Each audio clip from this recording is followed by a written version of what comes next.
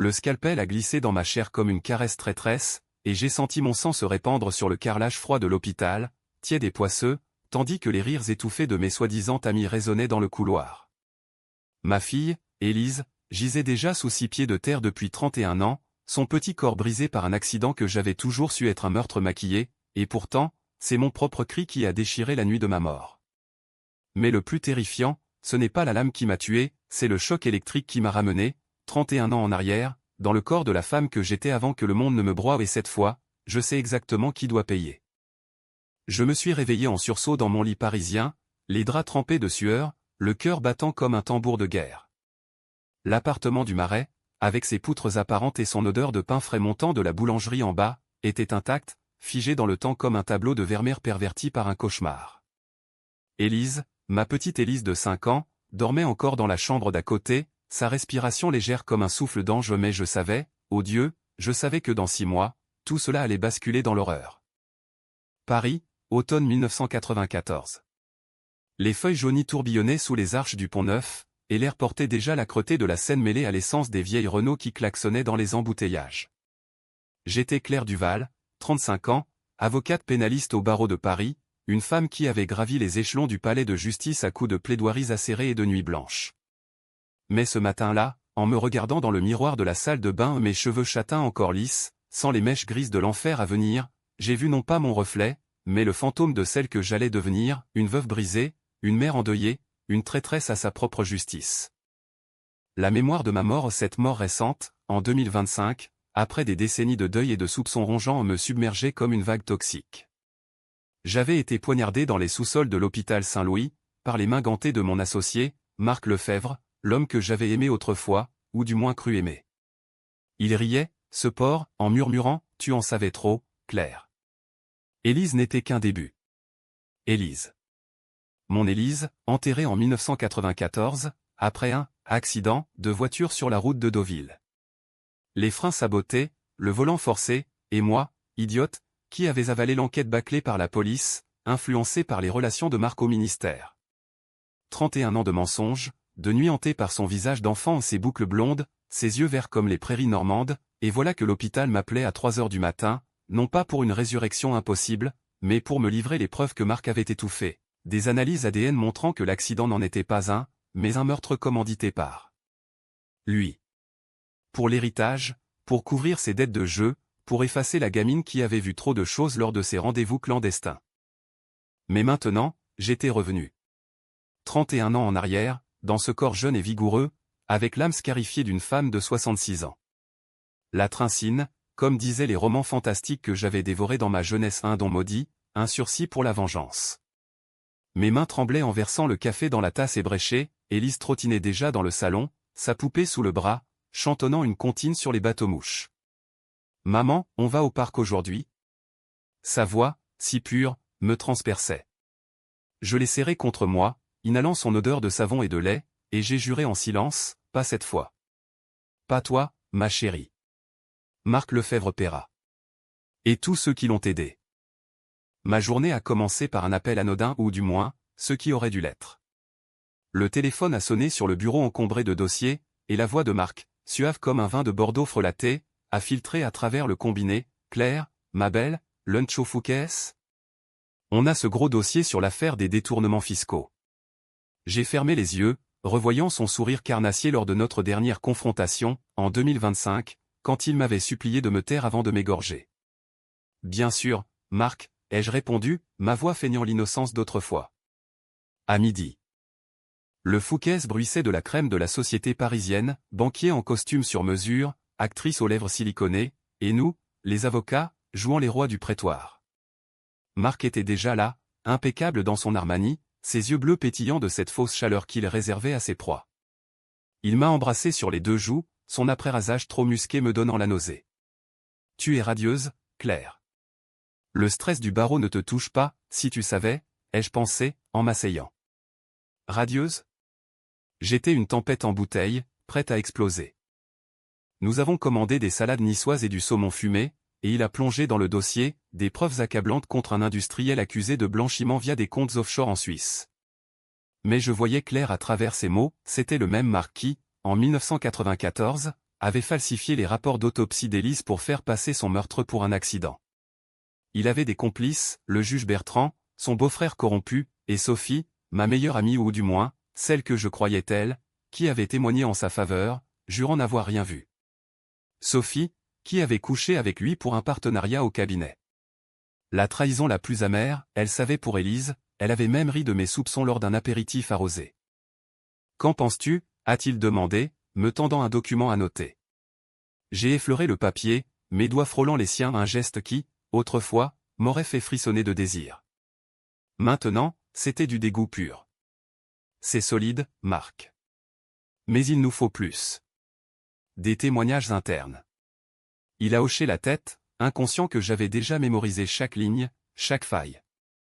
Dans ma vie précédente, j'avais passé des années à creuser, à rassembler des bribes, un mécanicien soudoyé pour saboter les freins, un policier muté pour ses bons services.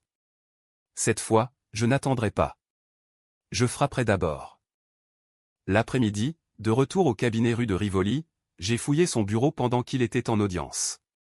Les serrures étaient enfantines pour une femme qui avait appris à crocheter des coffres-forts dans les geôles mentales de son deuil. Dans un tiroir secret, derrière une pile de chemises cartonnées, j'ai trouvé les premières preuves, une lettre codée à un certain B.J. Bertrand, évidemment, mentionnant l'incident et une somme rondelette transférée sur un compte aux îles Caïmans. Mon cœur s'est serré, Élise n'était qu'un incident pour eux. J'ai photocopié tout, glissé les originaux dans mon sac, et effacé mes traces. Mais au fond de moi, une voix hurlait, et si je me trompais? Et si cette seconde chance n'était qu'une hallucination née de la morphine de l'hôpital? Le soir, en rentrant, Élise m'a sauté au cou. Nous avons dîné de crêpes au sucre, riant des dessins qu'elle griffonnait sur la nappe en papier. Mais sous la table, mes pieds tapaient nerveusement, le temps filait. Dans 6 mois, ce serait l'anniversaire de Marc à Deauville, la sortie fatale en voiture familiale. Je devais agir vite. La première étape, confronter Sophie, isoler le serpent avant qu'il ne frappe.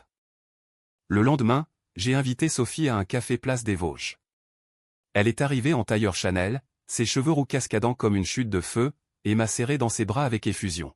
« Claire. Ça fait une éternité. Comment va la petite ?» J'ai souri, mais mes yeux sondaient les siens, cherchant la fissure. Nous avons parlé chiffon, d'avocats rivaux, de la pluie fine qui perlait sur les vitraux de l'église Saint-Gervais. Puis, feignant l'anecdote, j'ai lâché, tu sais, Marc m'inquiète. Il a des dettes, non? J'ai entendu des rumeurs sur des jeux à Enghien. Son visage s'est figé une fraction de seconde imperceptible pour quiconque, mais pas pour moi, qui connaissais chaque tic de sa trahison future. Des bêtises, Claire. Marc est solide. J'ai hoché la tête, mais en partant, j'ai glissé dans son sac, sous prétexte d'un dossier oublié, une note anonyme, je sais pour eux rendez-vous au Louvre, mardi, midi. Où tout le monde saura. La graine de la peur était plantée. Les jours suivants ont été un tourbillon de double jeu. Au cabinet, je jouais la parfaite associée, riant aux blagues de Marc, flirtant même pour le distraire. Mais la nuit, seul avec Élise endormie, je cartographiais leur réseau, Bertrand au tribunal, le mécanicien à Montreuil, une infirmière à l'hôpital qui avait falsifié les toxines dans le sang d'Élise, pas d'alcool, comme rapporté, mais une dose de somnifère pour l'assommer avant le crash. Chaque découverte était une lame dans mes tripes, ravivant le souvenir de mon enterrement, la pluie sur le cercueil d'Élise, mes sanglots étouffés par le prêtre, et Marc, à mes côtés, feignant le chagrin tout en caressant l'épaule de Sophie. Une décision controversée s'est imposée vite, la violence. Dans ma vie passée, j'avais respecté la loi jusqu'à la nausée, plaidant pour la justice alors qu'elle me niait. Cette fois, je ne pouvais pas. J'ai acheté un flingue au marché noir de Belleville, un Beretta usé, 500 francs bien dépensés, et je l'ai caché sous les lattes du parquet. Était-ce de la folie? Peut-être. Mais pour Élise, j'étais prête à devenir le monstre qu'ils étaient. Le mardi au Louvre, sous la Joconde qui nous toisait de son sourire énigmatique, Sophie est apparue, pâle comme un spectre. « C'est toi » a-t-elle murmuré, ses yeux fuyant vers les touristes japonais. J'ai acquiescé, la voix basse, « Dis-moi tout, Sophie. » Pour Élise. Pour Marc. Elle a nié d'abord, des larmes théâtrales coulant sur ses joues poudrées. Puis, sous la menace implicite de mon regard et de la bosse du flingue sous mon manteau, elle a craqué. C'était un accident, Claire. Marc voulait juste l'effrayer, pour que tu arrêtes de poser des questions sur ses affaires. Le mécanicien a exagéré. Bertrand a tout couvert pour l'héritage. J'ai menti parce que je l'aimais. Pardonne-moi. Pardonne? J'ai ri, un rire amer qui a fait sursauter un gardien. Tu sais ce qu'il m'a fait, après? Il m'a tué, Sophie. En 2025. Parce que j'avais les preuves. Ses yeux se sont écarquillés. Folie, a-t-elle dû penser. Mais j'ai sorti la photocopie de la lettre, la lui agitant sous le nez. Aide-moi à le coincer, ou je te jure, le Louvre ne sera pas le seul musée à voir ton nom en légende. Elle a hoché la tête, brisée, promettant des enregistrements, des aveux. Mais au fond, je savais, la trahison ne se rachète pas. Ce soir-là, en bordant Élise, j'ai murmuré, maman va tout arranger, ma puce. Et pour la première fois depuis mon retour, j'ai pleuré au nom de peur, mais de rage pure. La tempête s'annonçait. Les semaines suivantes ont été un ballet macabre, un quadrille de mensonges et de demi-vérités dans les salons enfumés de Paris. J'ai tissé ma toile avec la précision d'une arachnide, utilisant Sophie comme appât. Elle était faible, Sophie toujours l'avait été, derrière son vernis d'ambition. Fille d'un notaire de province, elle avait gravi les barreaux à la force de ses cuisses et de ses sourires, mais au fond, elle craignait le vide. Je ferai ce que tu veux, Claire, m'avait-elle supplié au Louvre, ses ongles s'enfonçant dans mon avant-bras. Mais pitié, ne dis rien à Marc. Il me tuera. Je ne lui ai pas promis la clémence. Au contraire, je l'ai envoyé droit dans la gueule du loup. Enregistre-le, lui ai-je ordonné lors de notre prochaine rencontre, dans un bistrot anonyme de la rue Oberkampf. Provoque-le sur Élise. Dis-lui que tu as des doutes. Elle a blêmi, mais a obéi. Le soir même, elle m'a apporté la cassette, une relique analogique, bande magnétique crissant sous le lecteur de mon magnétophone. La voix de Marc, suave et venimeuse, Élise. Une gamine imprudente. Les freins ont lâché, c'est tout. Bertrand s'en est occupé. Oublie, Sophie. Ou tu finiras comme elle. Mon sang s'est glacé, c'était l'aveu, nu et cru, que j'avais attendu 31 ans. Avec cela en poche, j'ai visé plus haut, le juge Bertrand. Un homme bedonnant, aux moustaches jaunies par le cognac, qui siégeait au tribunal de grande instance comme un roi déchu. Je l'ai approché lors d'une réception au ministère de la Justice, un verre de champagne à la main, ma robe noire moulante comme une seconde peau. Monsieur le juge, quel plaisir, ai-je roucoulé, effleurant son bras. Il a rougi, ce porc, ses yeux lubriques glissant sur mon décolleté. Madame Duval, votre réputation vous précède. Une plaideuse redoutable. Nous avons discuté à faire l'affaire des offshore, justement, où il était le magistrat instructeur. Mais entre deux toasts, j'ai glissé, j'ai entendu des rumeurs sur Deauville, l'été dernier. Un accident tragique. Ma fille. Ses paupières ont tiqué, imperceptiblement. Tragique, en effet. La route est traîtresse, par là-bas. J'ai souri, mais mes mots suivants étaient un poison, surtout quand les freins sont trafiqués. J'ai une cassette qui pourrait intéresser le procureur. Il a pâli, renversant presque son verre. Ridicule. Des calomnies.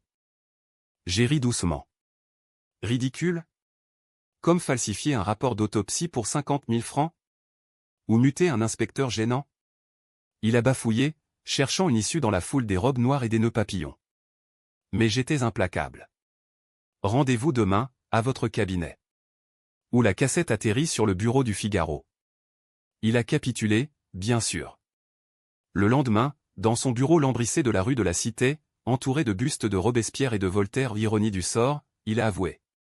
Tremblant, il a sorti un dossier jauni, les vraies analyses toxicologiques d'Élise, montrant les somnifères. C'était Lefebvre, a-t-il murmuré. Il m'a forcé. Les dettes. L'héritage de votre mari, mort si opportunément en 92. Un infarctus naturel, mais... Un infarctus. Mon mari, Pierre, le père d'Élise, emporté à 40 ans lors d'un voyage d'affaires à Lyon. J'avais pleuré des nuits entières, signant les papiers d'héritage sans un soupçon. Mais maintenant, les pièces s'emboîtaient, Pierre avait découvert les malversations de Marc au cabinet, les fonds détournés pour ses vices. Un accident de plus. La trahison était un gouffre sans fond, non seulement ma fille, mais mon amour, mon foyer entier, sacrifié sur l'autel de l'avidité. Bertrand, brisé, m'a donné des noms, le mécanicien, un certain Raoul, au garage de la banlieue et l'infirmière, Marie, qui avait injecté le calmant à l'hôpital pour couvrir les traces. En échange, j'ai promis le silence, un mensonge, évidemment. Mais une décision me rongeait, Bertrand méritait-il la prison, ou pire? Dans ma vie passée, il avait fini ministre, décoré de la Légion d'honneur, tandis que je mendiais des miettes de justice. Tué? L'idée me hantait lors des promenades avec Élise au Luxembourg, où elle courait après les pigeons, riant aux éclats. Était-ce pour elle que je devenais une justicière des ombres? Sophie, de son côté, s'enfonçait. Elle m'appelait la nuit, voix chevrotante, il soupçonne quelque chose, Claire. Il m'a frappé. Je sentais une pointe de pitié au fugace, vite étouffée. Tiens bon. Bientôt, ce sera fini. Mais intérieurement, je jubilais, elle récoltait ce qu'elle avait semé. Une nuit, alors qu'Élise dormait, j'ai écouté la cassette en boucle, gravant chaque syllabe dans ma mémoire. Puis, j'ai appelé Raoul, le mécanicien, sous un faux nom. J'ai un boulot pour vous. Frein à saboter. 10 000 francs. Il a mordu à l'hameçon, fixant un rendez-vous dans un bar miteux de Pantin. Le jour J, je me suis présenté encapuchonné, un foulard masquant mon visage. Raoul était un colosse tatoué, l'haleine chargée de bière. La cible, a-t-il grogné. J'ai glissé l'enveloppe. Lefebvre. Sa Mercedes noire. Mais d'abord, à vous pour la petite fille, en 94. Hilary, jaune. Une gosse? C'était du gâteau. Le boss a payé grassement. J'ai sorti le Beretta, le posant sur la table collante. Raconte, où c'est ton dernier verre? Il a craqué, balbutiant les détails, le soir de Deauville, Marc l'avait appelé, paniqué après une dispute avec Pierre sur les dettes. Sabote la voiture familiale. La femme signera tout sans broncher. Élise était montée par jeu, le crash avait suivi. J'ai appuyé sur la détente sans un mot. La détonation a été étouffée par le jukebox hurlant du bar. Raoul s'est affaissé, un trou net au front. Mon premier meurtre. Les mains tremblantes, j'ai essuyé l'arme, laissé l'enveloppe sur la table, un suicide apparent, pour les flics. En sortant, la pluie lavait les pavés, et je vomissais dans le caniveau. Étais-je devenu eux? Pour Élise, oui. 1000 fois oui. De retour à l'appartement, Élise m'a accueilli avec un dessin, une maman et sa fille sous un arc-en-ciel. J'ai pleuré en l'embrassant. La toile se resserrait, Marc sentait le vent tourner. Lors d'une réunion au cabinet, il m'a prise à part, « Claire, tu es distante. Quelque chose ne va pas ?» J'ai souri, caressant sa joue. « Rien, chérie. Juste le stress. » Mais mes yeux disaient, « Ta fin approche. » La tension montait, électrique. Sophie m'a averti d'un dîner chez Bertrand, pour recoller les morceaux. J'y suis allé armé, le cœur battant. La table était dressée dans l'hôtel particulier du juge, à Passy, cristal, argenterie, et des mensonges flottants comme du foie gras rance. Marc, Sophie, Bertrand, le trio infernal, plus moi, la veuve noire. Ils trinquaient à l'avenir, mais leurs regards se croisaient, nerveux.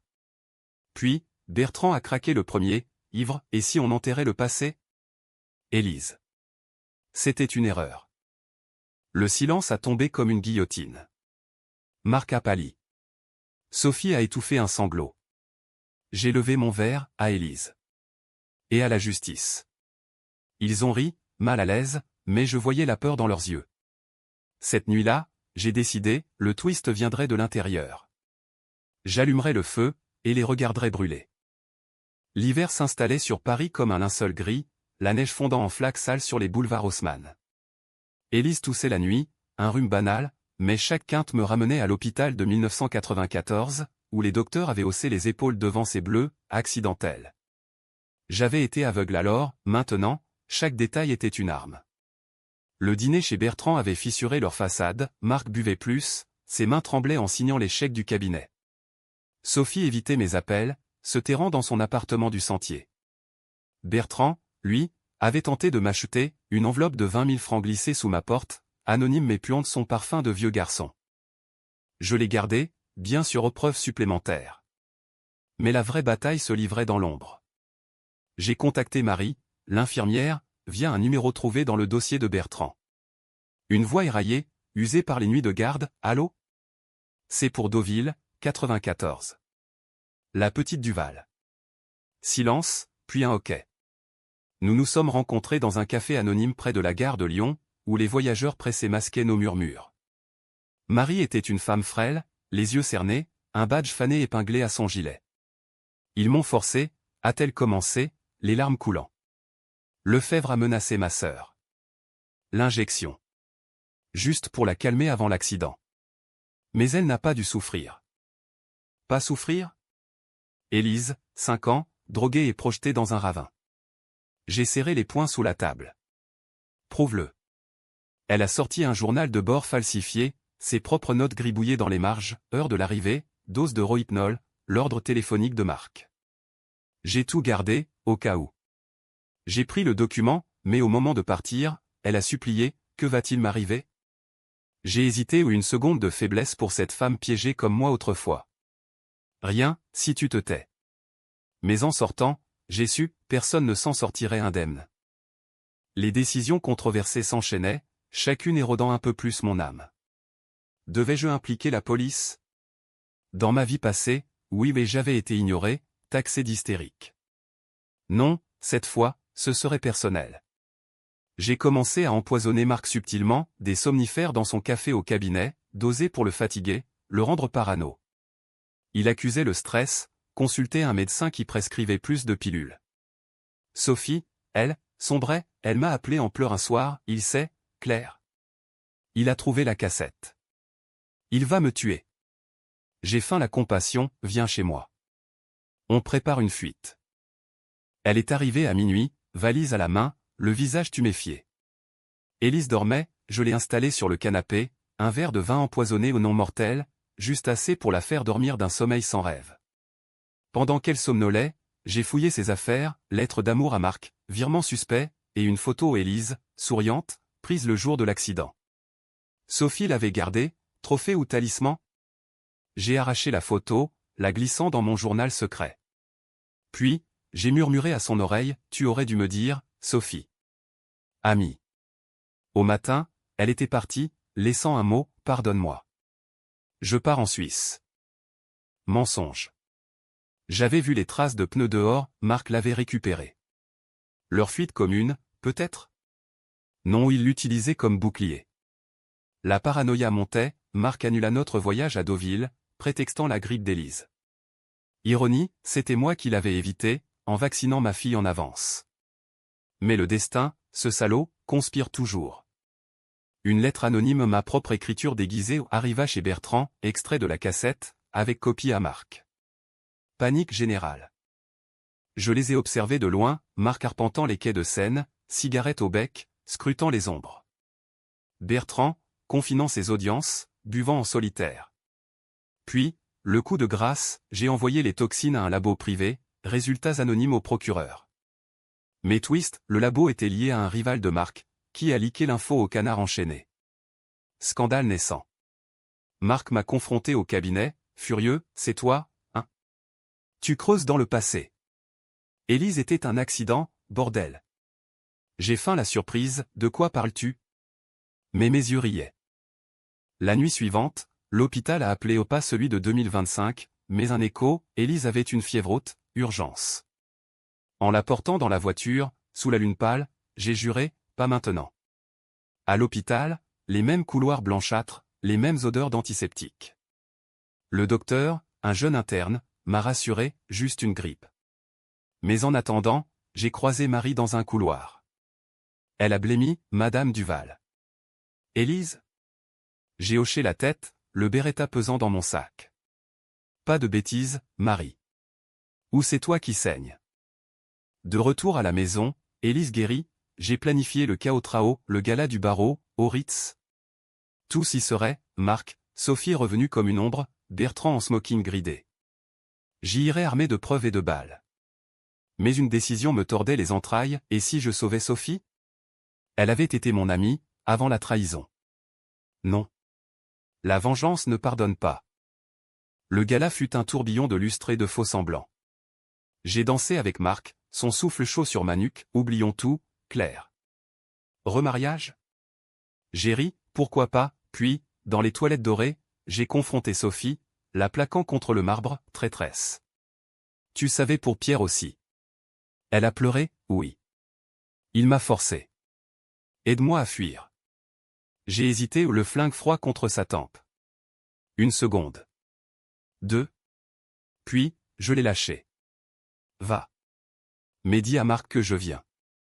Dehors, sous les étoiles froides, j'ai attendu. La toile se refermait. Le printemps pointait son nez timide sur Paris, les cerisiers du champ de Mars en fleurs comme un mensonge rose et fragile. Élise grandissait, apprenant l'alphabet avec une joie contagieuse, ignorant que sa mère ourdissait une tempête. Les fuites dans la presse avaient allumé l'incendie, articles voilés sur « Un accident suspect de 94 », rumeur de corruption au barreau. Marc était acculé, son cabinet saigné par les clients fuyant le scandale. Il buvait du matin au soir, ses yeux injectés de sang fixant le vide. Sophie, revenue, jouait les épouses dévouées ou ironie cruelle, mais ses appels nocturnes à moi trahissaient sa terreur, « Il va nous tuer tous, Claire. Sauve-moi. » Je ne sauvais personne. La loi, cette catin infidèle, avait failli à Élise, c'était à moi de rendre justice. J'ai rassemblé les preuves en un dossier béton, cassettes, documents, témoignages écrits de Marie et Raoul, avant sa mort. Envoyé anonymement au procureur, avec une lettre, la vérité sur Duval, 94. Agissez, ou je le fais. Mais je savais, la bureaucratie française, molle comme un camembert trop fait, traînerait. Non, le chaos trao serait sanglant. Bertrand a craqué en premier. Un appel paniqué à 2 heures du matin, Duval. Retrouvons-nous. Je plaide coupable. Rendez-vous fixé dans son cabinet, minuit. J'y suis allé seul, le Beretta chargé, un silencieux bricolé avec un tube de bic. La porte s'est ouverte sur un homme défait, chemise ouverte sur un torse poisseux de sueur. Asseyez-vous, a-t-il bredouillé, versant du cognac. J'ai refusé, restant debout. Parlez, juge. Pour Pierre. Pour Élise.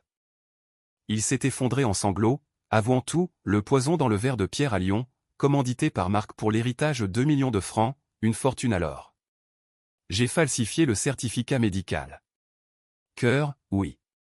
Mais stoppé par du digitaline. Élise avait vu Marc rentrer tard, taché de. Quoi?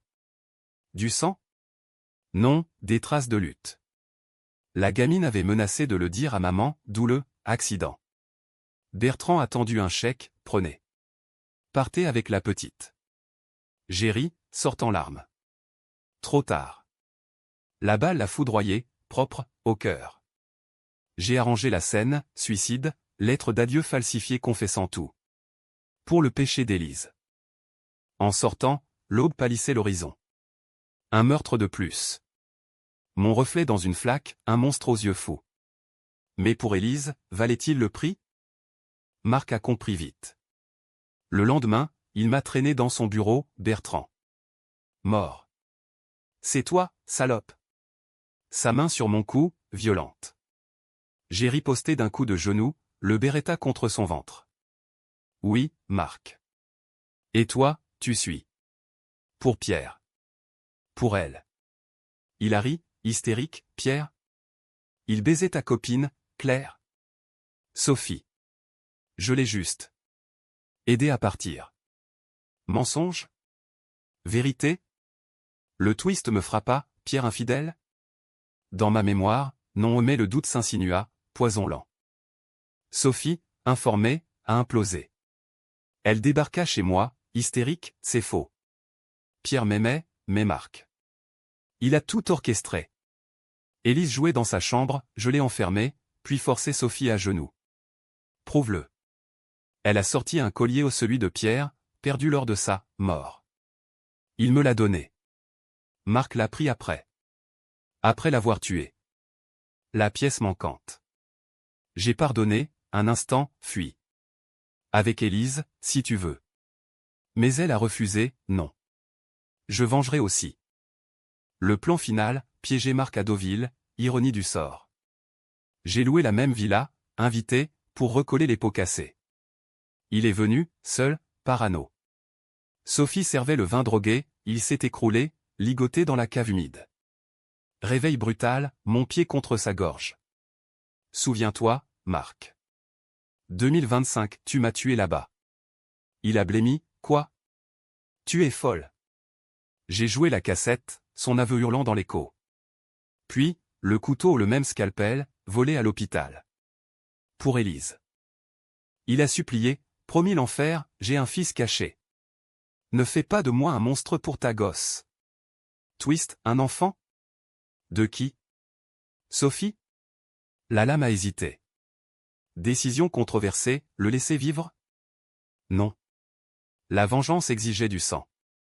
J'ai tranché, lent, méthodique. Ses cris étouffés par un chiffon. Sang sur mes mains, comme en 2025 inversé. Sophie a vu, horrifiée. Mon Dieu, Claire. J'ai nettoyé, brûlé le corps dans la cheminée aux os calcinés jeté en mer depuis la falaise. C'est fini. Mais ses yeux disaient, tu es damné. Rentré à Paris, la police a classé Bertrand suicide, Marc, disparu. Sophie a fui en Suisse, emportant le secret. L'été 1995 enveloppait Paris d'une chaleur moite, les fontaines de la Concorde crachotant comme des poumons épuisés. Élise avait 6 ans maintenant, ses boucles blondes dansant au vent des Tuileries, où je la regardais jouer, le cœur en paix pour la première fois depuis mon retour. Les journaux parlaient d'un « scandale étouffé », au barreau aux disparitions, suicide, mais personne ne reliait les points. J'avais gagné, Marc réduit en cendres, Bertrand effacé, Raoul un fantôme. Sophie, en Suisse, envoyait des cartes postales anonymes, merci. Pour tout. Ironie, l'ami trahi devenu complice. Mais la victoire avait un goût de fiel. Les nuits, les cauchemars revenaient au non plus de la mort d'Élise, mais de mes propres mains tachées. J'avais tué, 3 fois, franchissant la ligne que j'avais juré de ne pas toucher. Étais-je meilleur qu'eux? La loi, que j'avais servie comme une déesse, gisait profanée. Au cabinet, rebaptisé Duval et Associés, je plaidais avec une férocité nouvelle, gagnant des acquittements pour les innocents, des condamnations pour les pourris. Mais chaque verdict sonnait creux. Élise grandissait, curieuse, maman, pourquoi tu pleures parfois? Je souriais, pour des amis perdus, ma chérie. Pierre. L'infidélité supposée me rongeait. J'ai engagé un privé, un ex-flic du 36 quai des Orfèvres, pour creuser. Rapport, Pierre fidèle, photo truquée par Marc pour le discréditer post-mortem. Soulagement, mais amer, un mensonge de plus dans la pile. Le twist final vint comme un coup de tonnerre. Un appel à 3 heures du matin au écho maudit. L'hôpital Saint-Louis, Madame Duval?